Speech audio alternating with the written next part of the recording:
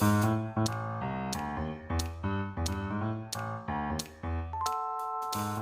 this is Ken Martin from Coast to Coast EV. I'm in Whistler, BC, Canada. This video is all about electrical vehicle charging 101. I will be covering all aspects of level 1, level 2, and level 3 charging, at least what I've gleaned from operating a Chevy Bolt over the past 3 years. Coast to Coast EV is a hobby of mine. I originally set this up a couple months ago to chronicle my upcoming trip across Canada and then through the States. The trip was planned and still is planned for June 2020. I'm going to continue to share what I know about driving a Chevy Bolt. I've got lots of new videos upcoming. Please hang in and enjoy this one. I hope you learned something. Please let me know if you do. So enjoy. Thank you. This video is all about charging an electric vehicle. Sort of an electric vehicle charging 101. It will focus on the Chevy Bolt, which is the car that I currently drive. As you're probably aware, most aspects of driving an electric vehicle are a lot simpler than driving a gas vehicle. Oil changes required, no transmission fluid, no coolant fluid. The regen brakes on an electric car minimize the need for doing brake pads. Certainly no timing belts. Unfortunately, the charging part of an electric vehicle is a little more complicated. Not that it's hard, but you do have to wrap your head around a number of new concepts. There are three types of charging: level 1, level 2, and level 3. Level 1 is a 120 volt trickle charge rate of roughly 1 kilowatt. That's the power that goes to your battery.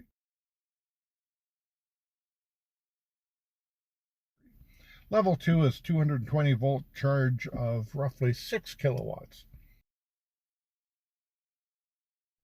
Level 3 is a fast charge 400 volt DC that provides roughly 40 kilowatts.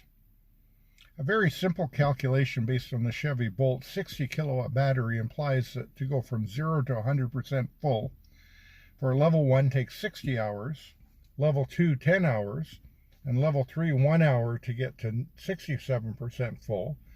And then the battery charge circuitry steps down a little bit, so you're at about half speed and then dropping down to really slow by the time you get to 100%.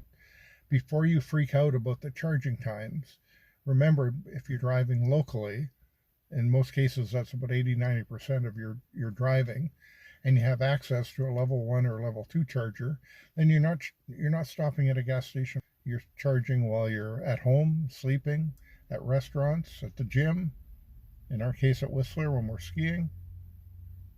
It's just a different mindset. We use the 120 volt level 1 charging for ourselves here in Whistler.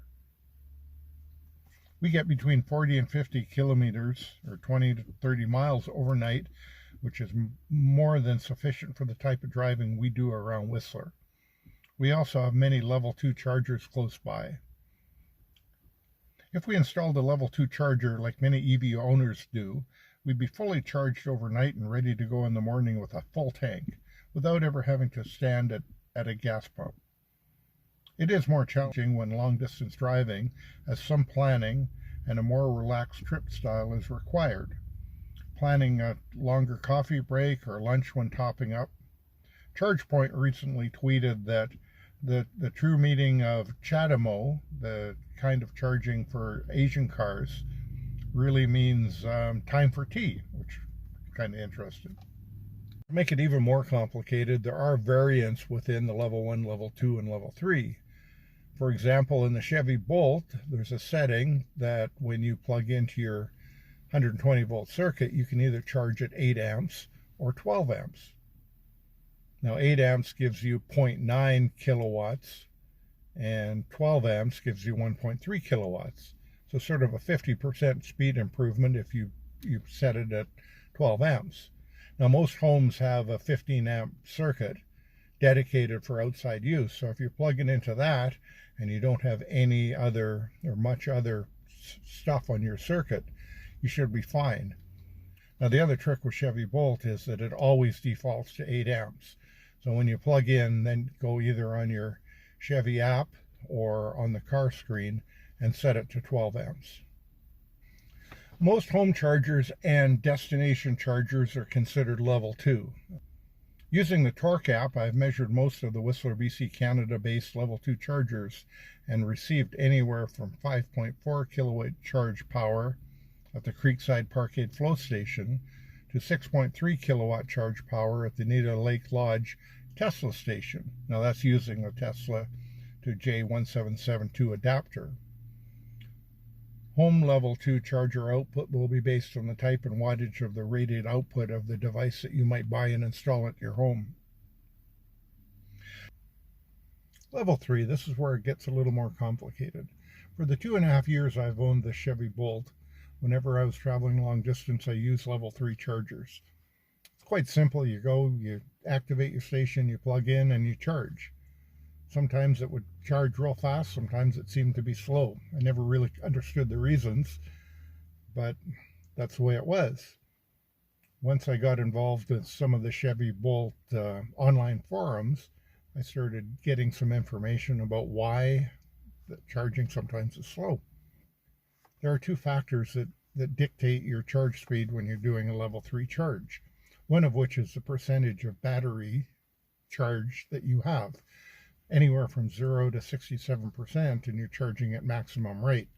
Once you hit 67%, then it starts dropping down significantly. The other mitigating factor is the outside temperature and the temperature of your battery. When it's cold outside, 0 degrees centigrade or 32 Fahrenheit, that significantly impacts your charge power. Unfortunately, the Chevy dashboard does not give you the gauges that you need to optimally charge. If you really want to get into the technical information, you do need to make a little investment, under 50 bucks. You need to buy an OBD2 data logger that plugs in under the dash, and you need a smartphone app similar to something like Torque. Now, I got my data logger on Amazon.ca for about $40 Canadian, and the app cost me 5 bucks. You need a little bit of tech knowledge to set it up, but once you do, it's been a great asset. Sean at allev.info has a great Chevy Bolt blog forum. He will provide the information that you need to set up the data logger to the degree that I have. Once you have that, then you're set to really make good measurements. Anywhere from 0 to 67%, you're charging along. I charge at 35 to 40 kilowatts at the DC charge station that I use. Unfortunately, once you get to 67%, it drops down quickly. So it'll immediately drop down to about 22 kilowatts, and then it'll run at that rate to about 86% full, and then it drops down to 16 kilowatts, and then at 97%, it drops down to 10 kilowatts.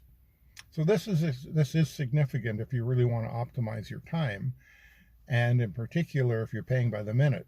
So as soon as you get to 67% full, then you're in effect paying double for the same kilowatt. So when you're driving, and if you're able to, the optimal is to charge to 67% and then move on, and run as low as you feel comfortable down to 10-20%, and then charge again. In Canada and the northern states, the temperature does dictate charge speed, and it can be a bit of a pain. The colder it is, the slower your battery will charge. With a battery of 2 degrees Celsius or 36 Fahrenheit, the charge power can be as low as 16 kilowatts, and then gradually increase until the battery warms up to 18 degrees C, 60 degrees Fahrenheit, where you're back up to about 35 or 40 kilowatts. That can take up to 30 minutes to warm the battery up enough to the optimal charge power. There's not much you can do about it. If you precondition your car before heading out, the battery will warm up a few degrees. Driving in cold weather doesn't impact the temperature much. One trick I've heard about, and I did test, is to have your Bolt on when you are charging. This keeps the battery heater on. The battery heater will turn off at 15 degrees C. If you turn your Bolt off at this stage, the battery heater will turn on again, speeding up the battery heat to a more optimal charge rate.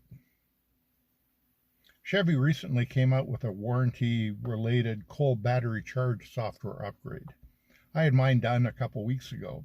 It appears designed to help at sub-zero temperatures, charging at 22 kilowatts rather than 15 to 16. Now that works until you get to 5 degrees C or 40 degrees Fahrenheit, where the charge rate is in line with the pre-upgrade rate. I haven't been able to test it in sub-zero temperatures, though. It appears to have some cold weather benefit, but not worth it unless you do a lot of charging in sub-zero weather. Cost of charging. I'm only going to touch on this briefly, as it can be another complicated subject. Obviously, if you have access to a level 2 charger, a destination charger, and they don't charge, then your charging is free. This is the case in a lot of shopping centers, hotels, restaurants, the kind of places that want you to patronize them, and they offer free charging. In Whistler, we're very fortunate that we still have free charging at all our level 2 destination chargers and our level 3 fast charger. That'll change at some point, but it gives us a very low cost of charge overall. We charge at home, and when you're charging at home, you're paying what your local rate of by kilowatt hour. Our rate's about 15 cents Canadian per kilowatt hour, which is really low compared to many places in Canada and the States. So in effect, our charging equivalent to gas is about 10% of gas cost. Once you get into the level 2, and particularly level 3s, where you're being charged by the minute, here we pay anywhere from 27 to 30 cents Canadian per minute. So that still is below the equivalent cost of gas, but not that much. Now, when it's really cold and you're charging at half speed, then the cost of charging gets up to more than the equivalent of gas. This is all that this video is going to cover. It is getting a little long. I do want to do one shortly on setting up the OBD2 converter with the torque app in more detail. I also want to do one on setting up accounts with all the various charge station operators, and also talk about PlugShare and some of the other trip planning apps that are out there. So I hope you learned something here. I certainly have been learning over the past 3 years owning my Bolt. The more I get into it, the more I learn. Let me know if you did learn anything, and certainly if you haven't, subscribe. I hope to have some more interesting stuff out before I do my big trip. My website, www.coasttocoasttv, does have a lot more information, and I certainly got my Facebook and Instagram. So thank you again for watching.